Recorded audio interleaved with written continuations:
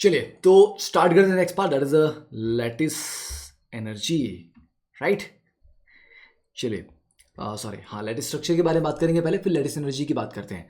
देखिए, जब भी हम क्रिस्टल को पढ़ते हैं, क्रिस्टल क्या है बेसिकली, पार्टिकल्स का जो कॉन्स्टिट्यूएंट पार्टिकल्स हैं उनका एक डेफिनेट अरेंजमेंट है, एक पर्टिकुलर तरीके से वो पार्टिकल्स जुड़े हुए हैं, है ना, अरेंज्ड हैं, एक पर्टिकुलर अरेंजमेंट है, एक डेफिनेटिव अरेंजमेंट है। तो crystal structure is unique arrangement of atoms भी हो सकते हैं, आयन भी हो सकते हैं, मॉलिक्यूल्स भी हो सकते हैं, लाइक दिस वन हेयर और दिस वन हेयर, ठीक है। अब तो लैटिस एनर्जी क्या है, तो बेटे ये जो आपका structure, this is your lattice structure. जब एक मोल आयनिक कंपाउंड बनता है तो कुछ ऐसा स्ट्रक्चर बनेगा उसका। जो एक मोल आयनिक कंपाउंड बनता है, उसके बनने में जो एनर्जी रिलीज होती है, that is called lattice energy.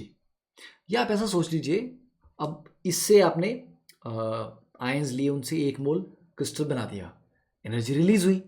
उल्टा देखो, वो एनर्जी वापस इस क्रिस्टल को दो, ये टूट जाएगा, आयंस में कन्वर्ट हो जाएगा, वो भी लैटिस एनर्जी है। तो आप ऐसा भी बोल सकते हो कि the energy required to break down the one mole of the lattice into its constituent ions, that is also the lattice energy। ठीक है, यस, इसके ऊपर फोकस बाद में करेंगे। चलिए देखते हैं। तो it is defined as the energy required to completely separate one mole of a solid ionic compound into gases constituent ion. जैसे कि NaCl है, इसको कंप्लीटली, अगर मैं बोलूँगा मेरे पास एक मोल NaCl है, इसको मैं कंप्लीटली Na पॉजिटिव और Cl नेगेटिव में तोड़ के अलग करना चाहता हूँ, तो इस प्रोसेस में जो एनर्जी चाहिए होगी वो लैटिस एनर्जी होगी। या दूसरे तरीके से बोल दीजिए, जब एक मोल Na पॉजिटिव और एक मोल Cl नेगेटिव मिलके एक मोल NaCl बनाएंगे, उस प्रोसेस में जो एनर्जी रिलीज होगी, that will be called lattice energy. Now we need to consider the factors associated with the crystal geometry to calculate delta H lattice. देखिए, जब आप लैटिस एनर्जी कैलकुलेट करते हैं तो मैक्सिमम बच्चों को कहा जाता है कि delta U is directly proportional to Q1 Q2 divide by R, right. Charges, product of charges divided by the distance between the charges, yes। but apart from that ऐसा नहीं, वो एक बड़ा सिंपल सा फॉर्मूला है जिसको हम मोस्ट ऑफ द केसेस में यूज तो कर लेते हैं, but that is not the complete picture. क्योंकि वो कंप्लीट पिक्चर नहीं है, तो कभी कभी आपको लगता है कि यार उस फॉर्मूले के बेसिस पे सर अगर हम कैलकुलेट करें या प्रिडिक्ट भी करें तो कई बार आंसर सही नहीं मैच करता, because we are missing out on a lot of detail. जैसे ये आपका एक फॉर्मूला है, delta is equal N M Z positive Z negative, Z positive Z negative, तो आगे चलो चार्जेस आ गए कैटायन और एनायन के ऊपर। ये चीज़ें भी चलो आप बोलोगे सर एक कांस्टेंट वैल्यू है। What is this M? This is Madelung constant, जो क्रिस्टल की ज्योमेट्री पे डिपेंड करता है। तो अलग अलग क्रिस्टल्स का मेडलन कांस्टेंट अलग अलग होगा, तो आप एक ही फॉर्मूले में वही जुगाड़ सब जगह नहीं लगा सकते, कुछ वेरिएशन होती हैं। फिर बॉर्न मेयर, तो ये आपकी कपूस्टिन्स की इक्वेशन, आई थिंक ये बॉर्न मेयर फॉर्मूला, मतलब डिफरेंट डिफरेंट केमिस्ट ने, साइंटिस्ट ने अलग अलग फॉर्मूलाज दिए लैटिस एनर्जी को कैलकुलेट करने के। अब किसी का थोड़ा ज़्यादा एक्यूरेट है, किसी का कम है, बट ठीक है, they give different different equations, right. तो जब हम लैटिस एनर्जी कैलकुलेट करते हैं, जैसे NaCl मेरे को बनाना है, इसीलिए यहाँ पर लिथियम फ्लोराइड हमें बनाना है, तो क्या करूँगा, मेरे पास रॉ मटेरियल क्या होगा, जो मेन में रिएक्शन लिखूंगा वो तो ये होगा ना यार, कि लिथियम सॉलिड लिया मैंने और फ्लोरीन गैस ली और इन दोनों का रिएक्शन करवा दिया, इन दोनों का रिएक्शन करवा के मेरे को लिथियम फ्लोराइड चाहिए फाइनली। तो मैं ये तो चलो मेरे को चाहिए, बट एक्चुअली जब ये LiF बना तो उसमें Li तो पॉजिटिव में है, मैंने जो लिया था वो तो सॉलिड है, और जो फ्लोरीन थी वो तो मैंने जो ली वो गैस थी, यहाँ पर तो F नेगेटिव है। तो ये प्रोसेस में हुआ क्या, लिथियम से lithium positive, sorry lithium solid से पहले गैस में जाएगा, तो वहाँ पर आपका लगेगा सब्लिमेशन एनर्जी देनी पड़ी है। F2 को तोड़ के एटम में कन्वर्ट किया F में, वहाँ लगी आपकी डिसोसिएशन एनर्जी देनी पड़ी है। लिथियम से एक इलेक्ट्रॉन निकाला, आयनाइजेशन एनर्जी देनी पड़ी। फ्लोरीन ने एक इलेक्ट्रॉन गेन किया, इलेक्ट्रॉन एफिनिटी लूज हुई एनर्जी। फिर ये दोनों कैटायन और एनायन मिले, और जब ये मिले तो लैटिस एनर्जी रिलीज हुई और कंपाउंड बन गया, ठीक है। तो सारे स्टेप्स को ऐड करके तब जाके ये स्टेप आपका आता है। तो अगर इन सारे स्टेप्स की डेल्टा एच आपको पता है तो आप ये लिख पाएंगे, that is your delta H formation, the enthalpy of formation, ठीक है। तो इनमें से कोई भी अगर एक डेटा मिसिंग और बाकी सारे पता है तो आप वो कैलकुलेट कर सकते हैं, that is your Born Haber cycle, ठीक है। तो लैटिस एंथैल्पी को क्या क्या अफेक्ट करता है ये आपको मैंने अभी बताया, कि U is directly proportional to Q1 Q2 divide by R। अब जितना ज़्यादा डिस्टेंस होगा दोनों आयंस के बीच में, R बड़ा होगा तो यार लैटिस एनर्जी कम हो जाएगी, क्योंकि अट्रैक्शन कम हो जाएगी, और चार्जेस जितने बड़े होंगे ऑब्वियसली बात है लैटिस एनर्जी बढ़ेगी। पीछे भी किया था हमने थोड़ा सा इस तरह का, ठीक है। तो दो चीज़ों के ऊपर मेनली ये डिपेंड करती है, बाकी मेडलन कांस्टेंट एंड ऑल उस पर जाने की जरूरत नहीं है। तो मेल्टिंग पॉइंट और बॉइलिंग पॉइंट पे लैटिस एनर्जी का काफ़ी असर रहता है। जैसे कि हाई लैटिस एनर्जी का मतलब है कि यार उसको मेल्ट करना, बॉयल करना मुश्किल होगा, है ना। NaF देखो +1 -1 है, तो Q1 Q2 कितना आ जाएगा, +1 -1 मतलब 1 × 1, तो इसका 997 डिग्री सेल्सियस है। MgO में क्या हो गया, Mg पे 2 पॉजिटिव और O पे भी 2 नेगेटिव, मतलब 2 × 2 दैट इज 4, 4 गुना हो गया वो वाला फैक्टर, Q1 Q2 वाला फैक्टर जो है NaF के कंपेरिजन में 4 गुना हो गया। तो मैं ऐसा नहीं बोल रहा कि लैटिस एनर्जी एग्जैक्टली 4 गुना हो जाएगी, पर मैं बोल रहा हूँ देखो काफ़ी बड़ा डिफरेंस आ गया। ये अराउंड 1000 है, ये अराउंड 3000 है। Then increase covalent character. हाँ, अब एक और चीज़ होती थी कि NaF, NaCl, NaBr इन तीनों में Q1 Q2 बराबर है, +1 -1 +1 -1, but the distances are different. R जैसे बड़ा होता चला जाएगा, लैटिस एनर्जी कम होती चली जाएगी। तो NaF से NaCl में, NaCl से NaBr में R बड़ा हो रहा है, सेंटर टू सेंटर डिस्टेंस बढ़ रहा है, तो लैटिस एनर्जी कम हो रही है। तो लैटिस एनर्जी कम होगी तो थोड़ा सा क्या हो जाएगा।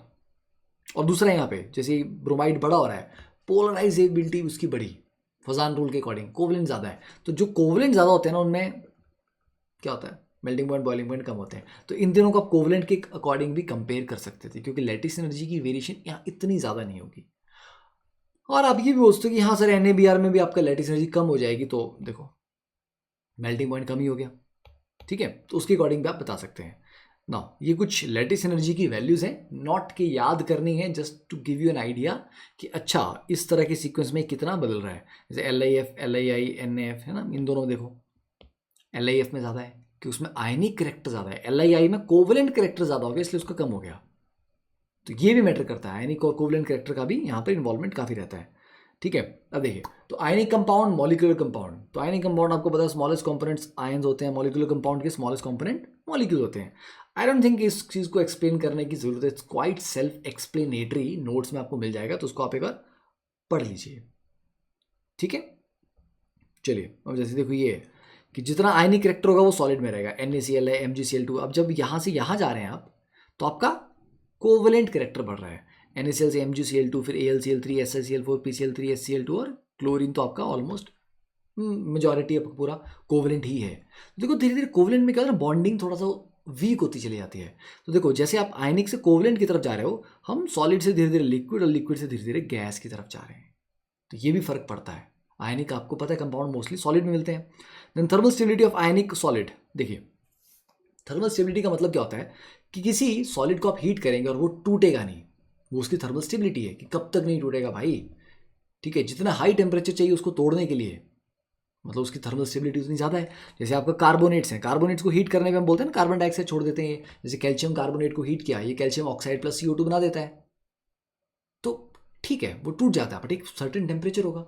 अगर किसी दूसरे कार्बोनेट का वो टेम्परेचर और भी हायर है तो उसकी थर्मल स्टेबिलिटी ज़्यादा होगी, ठीक है। तो ये थर्मल स्टेबिलिटी किस चीज़ पे डिपेंड करती है, देखिए इस चीज़ पे डिपेंड करती है, ये जो भाई साहब यहाँ पर बैठे हैं MCO3 और ये जो आगे बने, ये बोल रहा है कि ठीक है भाई हीट कर रहे हो, मैं टूट जाऊंगा, मेरे को क्या मिलेगा, क्या मिलेगा मेरे को, चॉकलेट, कौन सी वाली, स्विस, कितनी, ओके ठीक है चलो डील, टूट गए। मतलब उसको बेनिफिट मिलना चाहिए, वहाँ पे कुछ प्रॉफिट मिलना चाहिए, तो इसकी अपनी कुछ लैटिस एनर्जी है, मान लीजिए 200 है, MO की भी अपनी कुछ होगी, मान लीजिए MO की लैटिस एनर्जी 300 है, मतलब ये टूट के जिस कंपाउंड में बदला उसकी लैटिस एनर्जी ज़्यादा है, मतलब वो ज़्यादा स्टेबल है। तो बोलता है कि ठीक है यार अगर ज़्यादा स्टेबल चीज़ में कन्वर्ट हो रहे हैं तो एफर्ट लगाया जा सकता है ना। बट अगर ये 200 और इसकी 220 है, यार इतना एफर्ट भी लगाऊं सिला सर 20, थोड़े से मार्जिन के लिए थोड़ा सा मेरे को बेनिफिट मिलेगा, नहीं रहने दो, नहीं करना है। तो जब इसकी और इसकी लैटिस एनर्जी में काफ़ी बड़ा गैप आएगा, मतलब प्रोडक्ट की लैटिस एनर्जी काफ़ी हाई है, तो वो बोल रहा है कि हाँ यार ये तो ना मेरे को बड़ा फायदे वाला सौदा है, चल इसको कर लेते हैं रिएक्शन को, ठीक है। तो दिस इज व्हाट डिसाइड्स कौन सा कंपाउंड थर्मली डिकम्पोज होगा कि नहीं होगा, ठीक है, समझिए ये बात है। चलिए फिर आती बॉन्ड एनर्जी और बॉन्ड एंथैल्पी। आपको पता है बॉन्ड एनर्जी बॉन्ड एंथैल्पी का मतलब क्या होता है, basically the energy required to break one particular type of bond, एक mole of a particular type of bonds, है ना। तो बॉन्ड एनर्जी जितनी ज़्यादा होगी मतलब यार बॉन्ड उतना आपका स्ट्रॉन्ग है, एनर्जी बोल लीजिए एंथैल्पी बोल लीजिए, राइट, ठीक है। देखिए, the relative strength of bonds in reactants and product determine whether heat is release और एब्जॉर्ब। क्योंकि देखिए, जब भी कोई रिएक्शन होता है, बॉन्ड्स बनते और टूटते हैं। जब बनेंगे तो एनर्जी रिलीज होगी, टूटेंगे तो चाहिए होगी, उसी का पूरा प्लस माइनस करके आपका नेट एनर्जी आता है। कि H2 प्लस F2 में क्या होगा, पहले आप H2 का बॉन्ड तोड़ेंगे, F2 वाला बॉन्ड भी तोड़ेंगे, यस, तो यहाँ एनर्जी लगेगी। फिर जब HF बनेगा तो एनर्जी रिलीज भी होगी, तो कुछ इन्वेस्टमेंट भी हुआ, कुछ आउटपुट भी आया है। फिर फाइनली पता लगता है कि अच्छा, ये देखो 546 किलो जूल पर मोल जो यहाँ निकला ना, ये एनर्जी बेटा कहाँ से आई, कहाँ से आई, ये उसी का बेटा प्लस माइनस करके बचा नहीं है। ठीक है, समझे। तो बॉन्ड एनर्जी अब आपको बताएं, जैसे ये सिंगल बॉन्ड हम तोड़ रहे हैं यहाँ पे H2 के बीच का, तो इसको मैं बॉन्ड एनर्जी बोलूँ, बॉन्ड एंथैल्पी बोलूँ, या इसको एटमाइजेशन एनर्जी बोलूँ, बराबर है, क्योंकि मैं मॉलिक्यूल को एटम्स में तोड़ दे रहा हूँ, राइट। O2 को तोड़ा मैंने O प्लस O, N2 को तोड़ा N प्लस N, HCl को तोड़ा H प्लस Cl। इन सारी बॉन्ड एनर्जीज को मैं एटमाइजेशन एनर्जी का नाम भी दे सकता हूं, क्योंकि दोनों एक ही बात हो जाएंगे। ठीक है, तो जरूरी नहीं है कि हमेशा बॉन्ड डिसोसिएशन एनर्जी आपका एटमाइजेशन एनर्जी कहा जाएगा। जैसे कि H2O है, H2O का मैंने एक बॉन्ड तोड़ा तो क्या रहेगा, HO प्लस H। अब मेरे पास एटम नहीं आए प्रोडक्ट में, तो आई कैन नॉट से कि इट इज एटमाइजेशन एनर्जी, नहीं, है ना, this is not atomisation energy. तो इसको चलो, इस बॉन्ड एनर्जी को हमने डेल्टा H A1 लिख लिया। फिर अगला ये जो OH बचा, इसको फिर से तोड़ा H प्लस O में, इसको डेल्टा H A2 लिख लिया। अब आप बोलेंगे सर बॉन्ड तो दोनों सेम ही थे, ये भी O और H के बीच का था, ये भी O और H के बीच का है, तो दोनों में डिफरेंट डिफरेंट एनर्जी क्यों लगी? क्योंकि पहला जो बॉन्ड तोड़ा भाई साहब, उसके पड़ोस में कोई था, आसपास के फैक्टर्स भी अफेक्ट करते हैं।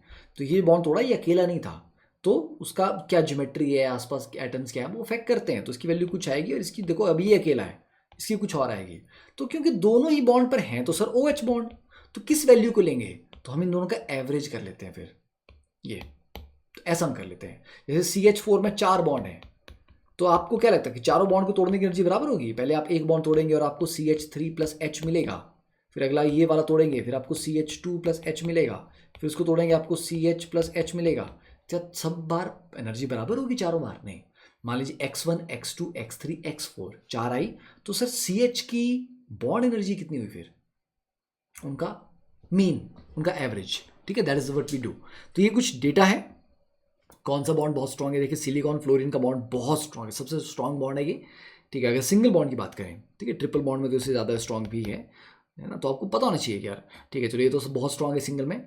CF भी काफ़ी स्ट्रांग होता है, OH भी काफ़ी स्ट्रांग होता है, H2 भी बहुत स्ट्रांग होता है, HCl, ठीक है, CH, और देखो CH से वीक होता है CC, कार्बन कार्बन बॉन्ड है आपका, CH से वीक होता है। ये आपको पता होना चाहिए, कई बार बच्चों को ये चीज़ पता नहीं होती है।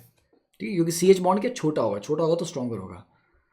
नेक्स्ट पोटेंशियल एनर्जी, आपको मैंने पीछे बताया कि जब दो एटम्स अप्रोच कर रहे होते हैं तो पोटेंशियल एनर्जी ड्रॉप करती है एक पॉइंट तक। तो इस पॉइंट तक क्या हो रहा होता है कि ऐसा नहीं कि रिपल्शन बिल्कुल भी नहीं है, रिपल्शन है पर वो काफ़ी कम है, अट्रैक्शन डोमिनेट कर रहा है। एक पॉइंट के बाद रिपल्शन सडनली डोमिनेट करता है, क्योंकि रिपल्शन एक बहुत स्ट्रॉन्ग फोर्स है, पर वो तभी काम करती है जब बहुत नज़दीक आ जाते हैं एटम्स। ठीक है, ये देखिए, ये सारा वही का वही है। तो अब देखो, यहाँ पर मैंने जो डायग्राम दिया है, ये क्लियरली दोनों एनर्जीज को रिप्रेजेंट कर रहा है। कि देखिए, ये जो रेड वाला ग्राफ है ना, ये आपका रिपल्सिव का है। कि रिपल्सिव देखिए शुरू में बिल्कुल फ्लैट है, बोलना हाँ आना ही नहीं है भैया, कोई जरूरत नहीं मेरी, बहुत नज़दीक आ जाओगे तब मेरे को बुलाना। तो रिपल्सिव स्टार्ट ही नहीं होती, यहाँ से स्टार्ट हो रही है। उसके पहले ये वाली जो थी ये अट्रैक्टिव थी, ये नीचे ग्रीन जा रही है लाइन, ये ग्रीन वाली अट्रैक्टिव है। अट्रैक्टिव तो हमेशा नेगेटिव में जाएगा, क्योंकि अट्रैक्टिव फोर्स की वजह से पोटेंशियल एनर्जी डिक्रीज ही करती है, रिपल्शन से बढ़ती है, तो रिपल्सिव वाली हमेशा पॉजिटिव में रहेगी। तो इस पॉइंट के बाद क्या हुआ, रिपल्शन इतना स्ट्रांग हो गया कि वो डोमिनेटिंग फोर्स बन गया। तो फिर ये रिजल्टेंट है, ये वाला जो ग्राफ है ये रिजल्टेंट ग्राफ है, समझिए। तो जो आप पढ़ते हैं वो रिजल्टेंट है अट्रैक्शन और रिपल्शन का। नाउ बॉन्ड ऑर्डर, दो एटम्स के बीच में कितने बॉन्ड है, that is bond order. Single bond है तो बॉन्ड ऑर्डर 1, डबल बॉन्ड है तो बॉन्ड ऑर्डर 2, ट्रिपल बॉन्ड है तो बॉन्ड ऑर्डर 3। और बॉन्ड ऑर्डर जितना ज़्यादा होता है, बॉन्ड उतना छोटा होता है, उतना ही स्ट्रांग होता है। और आइसोइलेक्ट्रॉनिक स्पीशीज का बॉन्ड ऑर्डर सेम होता है, मतलब जिनमें सेम नंबर ऑफ इलेक्ट्रॉन्स होते हैं उनका बॉन्ड ऑर्डर सेम होता है। ठीक है, बस ये चीज़ आपको पता है I think. And bond order के बारे में ज़्यादा बात हम करते हैं MOT में। सॉल्युबिलिटी, वैसे तो बोलते हैं like dissolves like, but that is not the only thing. देखिए, जब आपको किसी को डिजॉल्व करने से NaCl को डिजॉल्व करना है पानी में डालते क्यों घुल जाता है? अगर घुल भी जाता है, हम बोलते हैं NaCl टूट जाता है Na positive plus Cl negative में, बोलते हैं ना NaCl टूटेगा। पर यार अगर ये आयनिक कंपाउंड है और आयनिक बॉन्ड बड़े स्ट्रांग होते हैं तो ये इतनी जल्दी टूटता कैसे है? और अगर ये टूटेगा भी तो उसको लैटिस एनर्जी तो चाहिए होगी। तो पानी में जब ये जाएगा तो कहीं ना कहीं से इसको लैटिस एनर्जी की रिक्वायरमेंट तो फुलफिल अपनी करनी पड़ेगी। मान लीजिए 100 इसकी लैटिस एनर्जी है तो 100 एनर्जी इसको चाहिए। अब जब ये Na पॉजिटिव बना तो उसको चारों तरफ से वाटर मॉलिक्यूल ने घेर लिया, जिसमें उसकी हाइड्रेशन हो गई, है ना, बोलते हैं सॉल्वेशन हो गया, हाइड्रेशन हो गया। तो उस प्रोसेस में क्या हो गया? उस प्रोसेस में एनर्जी रिलीज होती है, कैटायन की भी हाइड्रेशन होगी, एनायन की भी हाइड्रेशन होगी, तो हाइड्रेशन एंथैल्पी भी निकलेगी, हाइड्रेशन एनर्जी भी निकलेगी। तो लैटिस एनर्जी आपकी लगी, हाइड्रेशन निकली है, तो वहाँ से फिर पता लगा यार अगर 100 रुपये की इन्वेस्टमेंट में मेरे को 150 रुपये का आउटपुट मिल रहा है तो मतलब प्रॉफिटेबल है, तो वो डिजॉल्व हो जाएगा, क्योंकि इन्वेस्टमेंट 100 की थी, आउटपुट ज़्यादा थी, तो बेनिफिट हुआ एनर्जी का। बट अगर इन्वेस्टमेंट 100 रुपये की और आउटपुट आपको 80 की मिल रही है तो उसका डिजोल्यूशन उतना आसान नहीं होगा, क्योंकि उसको फिर आसपास से एनर्जी अब्जॉर्ब करनी पड़ेगी, तो वो एंडोथर्मिक हो जाएगा। ठीक है, तो वो चीज़ डिपेंड करती है। और बाकी भी बहुत सारे फैक्टर्स हैं, सिर्फ यही नहीं है, पोलराइजेशन, पैकिंग पैटर्न कैसा है, एंट्रोपी वगैरह, जिनको इतना ईजी कैलकुलेट करना हमारे लिए नहीं है। तो हम जनरली इन्हीं दो टर्म्स के बेसिस पे सॉल्युबिलिटी को एक्सप्लेन करने की कोशिश करते हैं, है ना, अपने सिलेबस में। ठीक है, देखिए जैसे ये Na पॉजिटिव और K पॉजिटिव, छोटा आयन आराम से घेरा जा सकता है, छोटी चीज़ को घेरना आसान होता है, तो उसकी हाइड्रेशन आसानी से होती है और अच्छी होती है। तो Na पॉजिटिव क्योंकि छोटा है तो इसके देखो हाइड्रेशन अच्छी हो रही है, इस पर 13 वाटर के मॉलिक्यूल उसको घेर रहे हैं। K पॉजिटिव थोड़ा बड़ा है, उसको सिर्फ 7 मॉलिक्यूल घेर रहे हैं, और जो ज़्यादा मॉलिक्यूल घेरेंगे तो ओवरऑल साइज बड़ा होगा ना, ओवरऑल साइज इसका बड़ा है। अब लोग सर वैसे तो K पॉजिटिव बड़ा था, पर हाइड्रेटेड का साइज Na पॉजिटिव का बड़ा है। तो जो अगर इंडिविजुअल आयन का साइज देखोगे वो कुछ और होगा, पर छोटे आयन की हाइड्रेशन ज़्यादा होती है, तो हाइड्रेटेड साइज देखोगे तो वो छोटे वाले का सबसे ज़्यादा आता है, तो इस चीज़ का ध्यान रखना। तो छोटे वाले की हाइड्रेशन अच्छी होती है। Na पॉजिटिव से छोटा है Mg2 पॉजिटिव, और उससे भी छोटा है एल्यूमिनियम 3 पॉजिटिव, तो हाइड्रेशन देखो बढ़ती जा रही है, चार्ज डेंसिटी जितनी ज़्यादा है उतनी हाइड्रेशन अच्छी होगी ना। ठीक है, चलो सॉल्यूशन ये बहुत ज़्यादा अभी डिटेल में इसमें नहीं जाएंगे, बिकॉज फिर वो, ठीक है, आपको एक चीज़ मैं बता देता हूँ, ये मैं इनऑर्गेनिक में भी आपको वैसे ही ग्राफ ही करवाता हूँ, बट ये सिर्फ अल्कली के लिए है। ठीक है, फॉर अल्कली हेलाइड्स। तो अल्कली हेलाइड्स के लिए बेटा सीधी सी बात यहाँ पर है, greater the mismatch in sizes greater the solubility, greater the mismatch in size greater the solubility.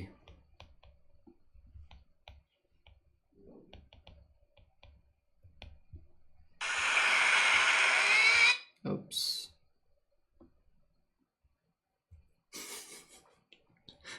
That was a video started. ठीक है, कोई बच्चा नहीं रो रहा है यहाँ पे। ठीक है, हाँ तुम रो रहे हो तो बात अलग है। देखो, तो अल्कली हेलाइड्स के लिए ही सिर्फ है ये, इसको जनरलाइज मत कर लेना इस टर्म, इस तरीके को, कि बेटा मिसमैच का मतलब है छोटा कैटायन बड़ा एनायन या बड़ा कैटायन छोटा एनायन, है ना। जैसे यहाँ पर अगर आप ये lithium sodium potassium rubidium caesium, ये कर्व फ्लोराइड का है और ये वाला कर्व आयोडाइड का है। ओके, तो लिथियम वाले के साथ अगर आप फ्लोराइड का कर्व मिलाते हैं तो ये पॉइंट आता है, ये पॉइंट आपका LiF है। LiF में क्या, कैटायन भी छोटा है एनायन भी छोटा है, तो सॉल्युबिलिटी कम है। देखो सॉल्युबिलिटी कम है। पर अगर आप ये फ्लोराइड का ग्राफ था, हाँ, ये अगर आप सीजियम फ्लोराइड पकड़ेंगे, सीजियम फ्लोराइड में कैटायन बड़ा है, सबसे बड़ा, अल्कली का सबसे बड़ा, और एनायन सबसे छोटा है हेलोजन का, तो इसकी सॉल्युबिलिटी सबसे ज़्यादा है।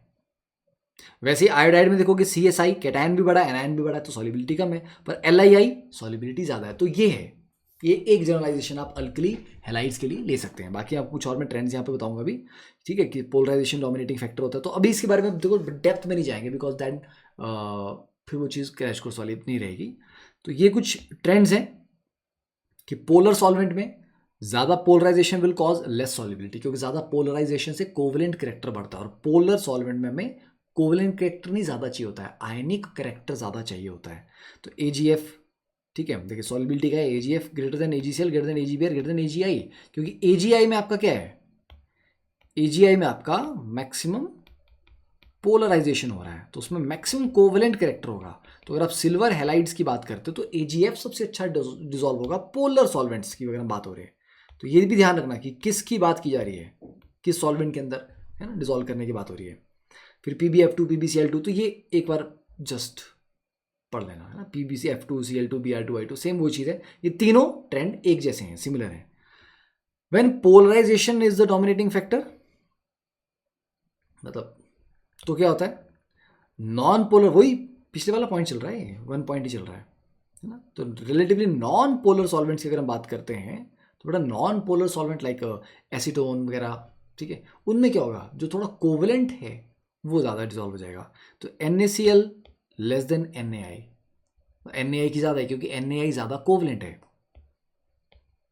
ना, Na इज मोर कोवलेंट, तो वो ज़्यादा सॉल्युबल हो पाएगा अगर आप एसीटोन की बात करते हैं, क्योंकि वो एक नॉन पोलर सॉल्वेंट है या लेस पोलर सॉल्वेंट है, ठीक है। सेम चीज़ यहाँ पर भी। देन ये वाला पार्ट मैं आपको भी एक्सप्लेन नहीं कर रहा, जस्ट जिन्होंने पढ़ा है, लेक्चर ढंग से पढ़े हुए हैं पहले, उनको तो पता लग जाएगा कि रेडियस का क्या फ़र्क पड़ता है। Otherwise this is a time taking part, ठीक है। तो ये कुछ केसेस हैं, इंपॉर्टेंट केसेस हैं, इनको आप देख लीजिए, हो सकता है आपको काम आ जाए। अगर आपने पहले से चीज़ें पढ़ी हैं, बाकी चीज़ें आती हैं, तो आप इनके ऊपर, फैक्ट्स के ऊपर ध्यान दे सकते हैं। बट अगर आपने चैप्टर का ऐसे बाजा बजा हुआ तो इन चीज़ों पे फिर ध्यान देने की जरूरत नहीं। तो ये सिर्फ उन बच्चों के लिए जिन्होंने बाकी चीज़ें पढ़ रखी हैं, बाकी चीज़ें सब आती हैं। अब ये कि चलो हाँ इसको भी एक बार देख लेते हैं। तो इसमें से खास करके कौन कौन से सबसे इंपॉर्टेंट रहेंगे आपके, सल्फेट का पूछा जा सकता है ना, नॉर्मल जो आपका नाइट्रेट का पूछा जा सकता है, हेलाइड्स का पूछा जा सकता है, ऑक्सलेट का बड़ा रेयर है, अल्कली के नाइट्रेट्स का भी थोड़ा रेयर है ना, पर कार्बोनेट्स डेफिनेटली वेरी इंपॉर्टेंट, ठीक है, ये थोड़े से इंपॉर्टेंट है। जैसे ये फिर कुछ और है, कुछ एक्सेप्शंस जो नॉर्मल ट्रेंड के थ्रू एक्सप्लेन नहीं होती, क्योंकि वहाँ पे दूसरे फैक्टर ज़्यादा डोमिनेट करना स्टार्ट कर देते हैं, ठीक है। मैंने कहा ना बहुत सारे फैक्टर्स होते हैं जो सॉल्युबिलिटी को गवर्न करते हैं। हम दो मेजर फैक्टर के बेसिस पे चलते हैं, पर कई बार वो दो मेजर फैक्टर मेजर नहीं रह जाते, क्या बन जाते हैं, कैप्टन बन जाते हो ठीक है, मेजर नहीं रहते फिर वो। चलिए VSCPR थ्योरी, तो VSCPR थ्योरी की बात करते हैं। देखो VSCPR थ्योरी का क्या होता है, VSCPR थ्योरी सिंपल ये बोलती है यार एक सेंट्रल एटम है, उसके अराउंड 4 बॉन्ड बनाने हैं, कैसे रखें उनको, कैसे रखें कि वो सबसे स्टेबल हो, उनमें रिपल्शन मिनिमाइज हो। तो सीधी सी बात है यार, कॉमन सेंस लगाओ। अगर मुझे सेंट्रल एटम के अराउंड 2 चीज़ों को रखना है, कितना दूर रख सकता हूँ मैं यार, 180 डिग्री पर रखूंगा, इससे ज़्यादा दूर क्या होगा, ताकि यहाँ से भी बराबर डिस्टेंस हो और यहाँ से भी बराबर डिस्टेंस हो। तो अगर सेंट्रल एटम के अराउंड 2 ही चीज़ों को रखना है, 2 ही बॉन्ड बनाने हैं, एंड जरूरी नहीं कि दोनों बॉन्ड होने चाहिए, 2 हैं। अब वो बॉन्ड है, देखो बॉन्ड भी एक पेयर ऑफ इलेक्ट्रॉन ही है, डंडी तो होती नहीं कोई हवा में टंगी हुई। आप लोन पेयर की बात करते हो, वो भी एक पेयर ऑफ इलेक्ट्रॉन है। तो चाहे बॉन्ड की बात करो, चाहे सिंगल बॉन्ड बोलो, डबल बोलो, ट्रिपल बोलो, दैट इज है तो वो एक पोजीशन ही ऑक्यूपाई कर रहा है ना यार। तो चाहे बॉन्ड हो चाहे लोन पेयर हो, वो एक पोजीशन ऑक्यूपाई कर रहे हैं। तो आपको बस ये देखना कि पोजीशन कितनी है मेरे पास। अगर 2 पोजीशन है तो लीनियर ऐसा, 3 में ट्राइगोनल प्लेनर 120 120 120 पे, 4 में टेट्राहेड्रल। अब आप लोगों से 4 में ऐसा क्यों नहीं, क्योंकि ऐसे में स्क्वायर बनाओगे ऐसा करके आप, जिसमें 90 डिग्री का एंगल आता है, टेट्राहेड्रल में एंगल 109.5 का आता है, तो बड़ा है ना यार, ज़्यादा दूर है। ऐसे क्यों रखना उसको, जब हमारे पास 3D स्पेस अवेलेबल है तो आप 2D में क्यों सिमटे हुए हो। ओके, तो टेट्राहेड्रल में आपको और बड़ा एंगल मिलता है, उनको दूर दूर रखने का मौका मिलता है, जिससे स्टेबिलिटी बढ़ती है। 5 के लिए आपका ट्राइगोनल बाइपिरामिडल, ये ठीक है, ये जो 3 बॉन्ड है ये ट्राइगोनल है, और ये 2 ऊपर नीचे जो है मिलके ये पिरामिड बनाते हैं, 2 पिरामिड बाइपिरामिडल, ये बन गया। 6 में ऑक्टाहेड्रल, ऑक्टाहेड्रल कुछ नहीं है, 6 पोजीशंस, ठीक है। 7 में पेंटागोनल बाइपिरामिडल। तो बस ये कहानी है, इसमें कुछ ज़्यादा दिमाग लगाने वाला काम है नहीं। मैंने आपको बता दिया कि 2 जो है वो आपकी पोजीशन होती हैं, वो चाहे सिंगल हो, डबल हो, ट्रिपल बॉन्ड है, लोन पेयर हो, हम पोजीशन के अकॉर्डिंग बात यहाँ पे करते हैं, ठीक है। ये आपकी लीनियर ज्योमेट्री आ गई, ये आपकी ट्राइगोनल प्लेनर ज्योमेट्री आ गई, ठीक है। ये आपका टेट्राहेड्रल आ गया। देन ये देखिए टेट्राहेड्रल का, कि टेट्राहेड्रल को अगर आपने क्यूब में रिप्रेजेंट करना है तो कैसे करना है। टेट्राहेड्रल के लिए क्या लिया, एक जैसे ये वाला आपका फेस है ना, ये टॉप वाला फेस ले लिया, वैसे इसके एग्जैक्टली नीचे वाला फेस ले लो, ठीक है। ये 2 पैरेलल फेस ले लिए। अब इन पैरेलल फेस में ऑपोजिट डायगोनल पकड़ो, जैसे एक डायगोनल ये है तो ये 2 पॉइंट ले लिए, इसके नीचे वाले में ये वाला डायगोनल ले लो, ये 2 पॉइंट ले लिया। तो बेटा ये जो क्यूब आपने बनाया, इसके सेंटर में एक एटम है, इन चारों पोजीशन से जोड़ दो उसको, that is your tetrahedral geometry. यही आपका टेट्राहेड्रल वॉइड भी है जो आप सॉलिड स्टेट में पढ़ते हैं। तो इस तरह से आप टेट्राहेड्रल को समझ सकते हो कि क्यूब में कैसे टेट्राहेड्रल को हम लोकेट कर सकते हैं, ठीक है, all angles are 109.5 degree in perfect tetrahedral. अब वो टेट्राहेड्रल में क्या है, अब चारों बॉन्ड हो ये भी पॉसिबिलिटी है, 3 बॉन्ड हो और 1 लोन पेयर हो ये भी पॉसिबिलिटी है, और 2 बॉन्ड हो और 2 लोन पेयर हो ये भी पॉसिबिलिटी है, जैसे वाटर में होता है। H2O ले लीजिए, H2S ले लीजिए, या आपका NH3 आ जाएगा या PH3 आ जाएगा। ये कुछ एग्जाम्पल इसके आपके आ गए। ठीक है, 5 के लिए आपको पता ही है, PCl5 and all. Axle bond, ये वाला बॉन्ड जो आपका एक्सिल होता है, ये आपके एक्सियल बॉन्ड होते हैं, और ये जो आपके 3 हैं ये आपके इक्वेटोरियल बॉन्ड होते हैं। इक्वेटोरियल थोड़े छोटे होते हैं, एक्सियल थोड़े लंबे होते हैं। क्योंकि एक्सियल क्यों लंबे होते हैं, ताकि ये जो 3 बॉन्ड है ना, ये इसको तीनों तरफ से रिपेल करते हैं। तो अगर ये वाला बॉन्ड लंबा होगा तो थोड़ा दूर जाएगा, रिपल्शन कम मिलेगी, थोड़ा स्टेबल रहेगा, शांति से रहेगा बेचारा। ठीक है, ये आपका सीसॉ ज्योमेट्री 4+1, क्योंकि 5 में अगर पांचों के पांचों बॉन्ड बन गए तब तो ये TVP आ गया। अगर 4 ही बॉन्ड बनाने हैं, ठीक है, तो ये ऐसा होता है फिर।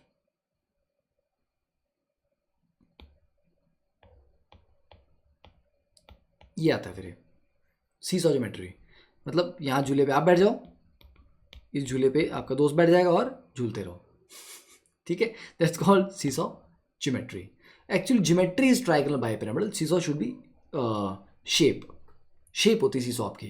क्योंकि शेप में ना, देखिए अब बच्चे कई बार कंफ्यूज होते हैं कि सर ज्योमेट्री और शेप का डिफरेंस क्या है। ज्योमेट्री जैसे 4 पोजीशन का मतलब टेट्राहेड्रल, अब वो 4 कुछ भी हो, लोन पेयर हो, बॉन्ड पेयर हो, कुछ भी हो, 4 का मतलब टेट्राहेड्रल। अब अगर मैं वाटर की बात कर रहा हूँ तो वाटर की ज्योमेट्री इसकी और इसकी दोनों की टेट्राहेड्रल है। शेप इसकी बेंट है, दिस इज बेंट शेप।